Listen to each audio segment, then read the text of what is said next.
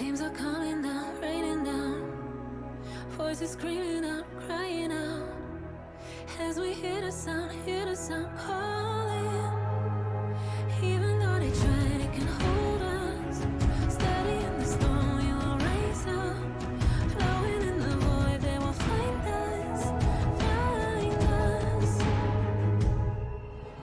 In our blood, promises of those before us.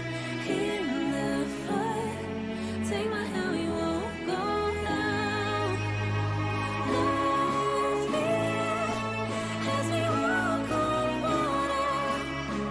In our blood, take my hand, we won't go under.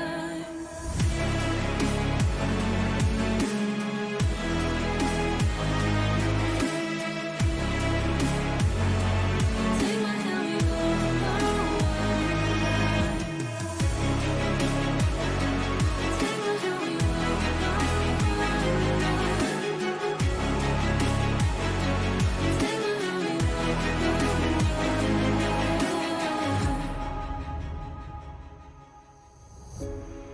Tides are raging on, hanging on. Feel them pulling us, pulling us. Can you hear me now, calling? Even though they try, they can hold us. Steady in the storm, you will raise up. Flowing in the void, they will find us. Find us. In our blood, promises of those before us.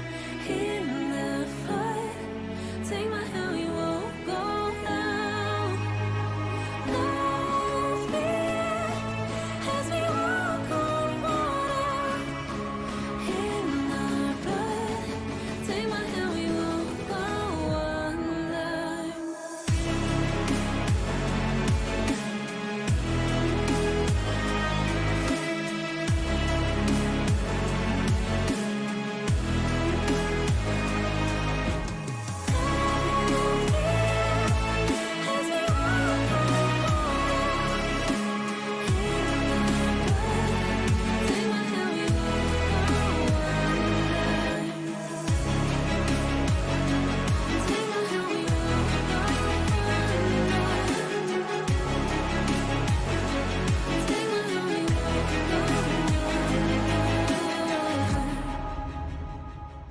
Take my hand, brother, is what Pax said to me. Thank you, Pax, for letting me come to AG. That was a shitload of fun. And welcome to episode 6.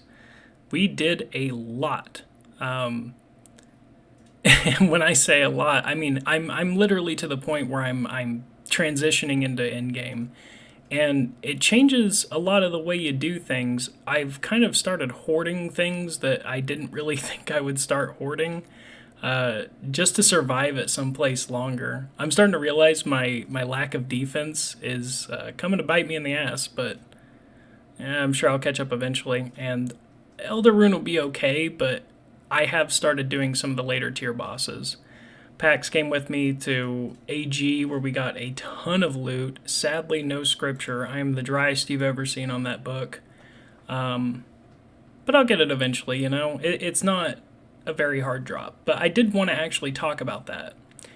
In my grind to, PVM with mains, I've really tested out a lot of the loot systems. There is a lot of problems. For example, don't join a group, turn on loot share, and then afterwards say you have a Croceus boss task, make sure you're out of that group. Even if the other person is logged off, you won't get loot. I've reported this bug to JigX, but it's Yeah, my fiance's account literally missed like 3 kills. Think everything that there was no crit bloom in there, but, it is something you want to keep your eyes on, keep your eyes peeled for, because it's a pretty big deal. But loot in general has been weird and glitchy, so hopefully we can find out more. But this is me finishing the Elder Rune 2-hand and getting Elder Rune long swords and getting the new scroll. I'm trying to keep up with dungeoneering trash runs as good as I can to keep my tokens fresh and make sure I'm working toward the chaotics, because if I don't get any rare RNG, something crazy, I'm going to have to rely on something I know I can do, and that's grind out some Dungeoneering tokens. But I did finally start on the grind of Slayer. Smoking kills done. I was able to get actual, like, Slayer points. I don't have Mosla Harmless unlocked yet for the Black Mask, but that's probably what I'm setting my sights to do next, if not work toward Temple at Siniston. I've been getting some prayer up, and yeah, King's Ransom done, so Chivalry is unlocked and ready to go. Piety on its way. It's a pretty good boost. It's not gigantic, but speaking as somebody who doesn't have Invention yet, yeah, I'm sure it'll help me out. But the biggest thing I was trying to look for was just, okay, what do I do next? Like, do I get Twin Fury Blades, RNG? Scripture is a no-brainer because it unlocks AoE for every combat style. That's why I'm try-harding it so much. Not to mention all the Alex, those are glorious, but that's not the point.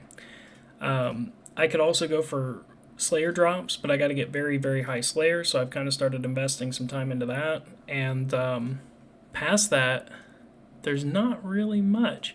Unless I deviate from melee, and I've thought about that a great deal lately. I could just go to QBD once I get super anti-fires, or I could just use anti-fires, and I used to grind a lot of QBD. I can one-tick the fire waves, so I could just, really try hard it and get the Royal Crossbow T80 and go from there.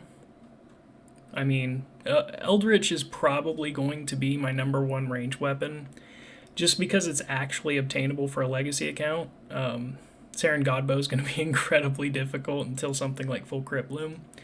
But yeah, thought about some of the other weapons I could get, but then I focused my sights on Araxi, and I thought, well, I'm getting there, Like, really all I need is a couple halfway decent unlocks. Like, I bet you money with the Scripture of Wind, a few better levels in strength and defense, and I'd be well on my way. So I started training everything combat related that I could possibly imagine. And that included getting summoning up, which I got all the way to 88. It took so long. I had to mine like 2,000 adamant bars or something like that. Yeah, just a ridiculous amount of time put into mining and smithing just to do summoning. But now I'm to the point to where I essentially have Ceridome Brews.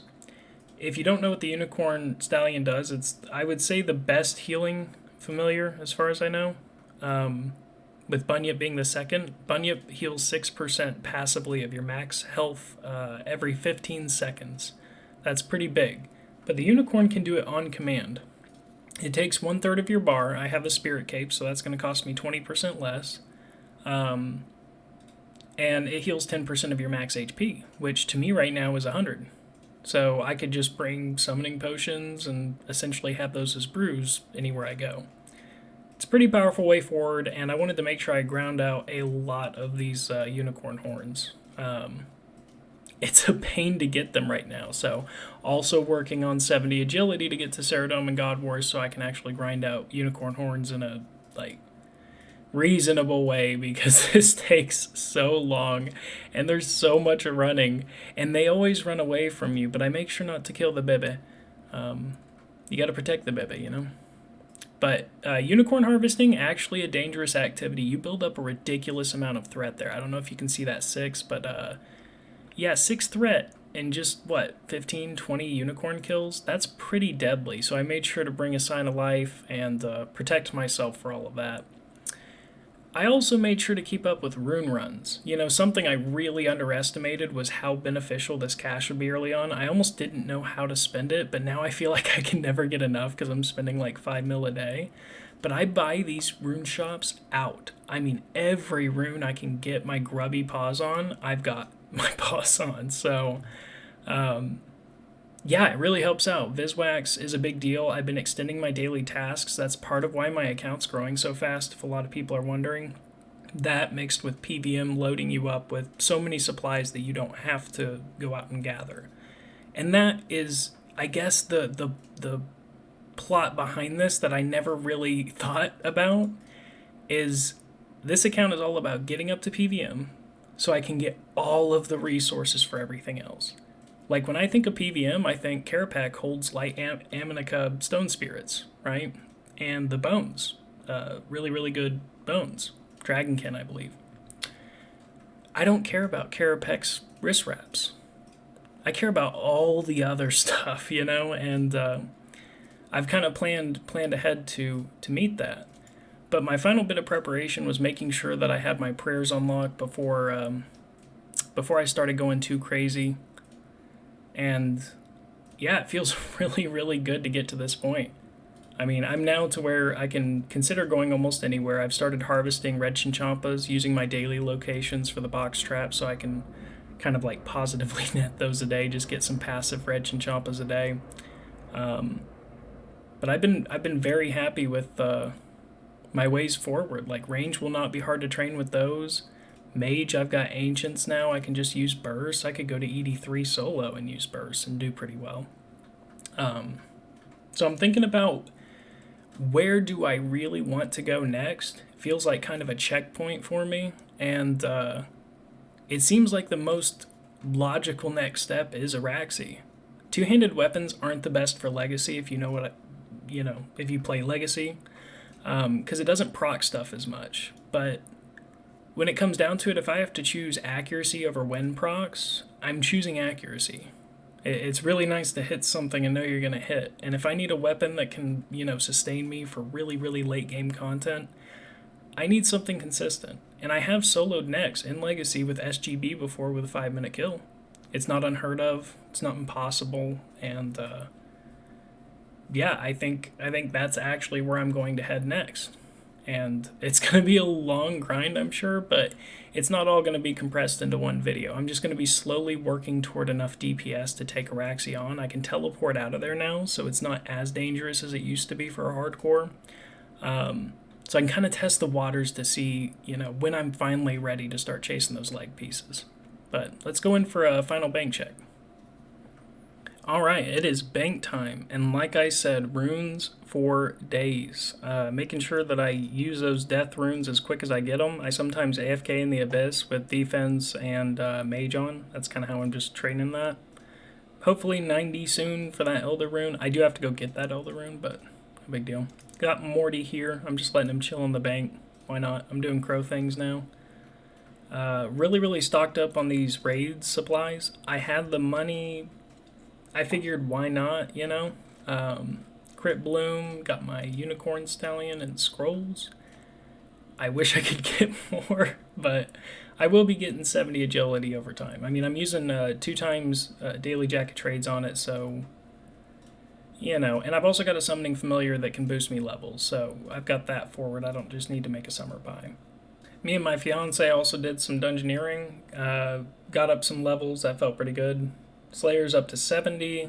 I think that's going to be a longer grind than I kind of anticipated, but I'm looking forward to it. Crafting, almost 80. So this will be the last episode that I don't have invention on.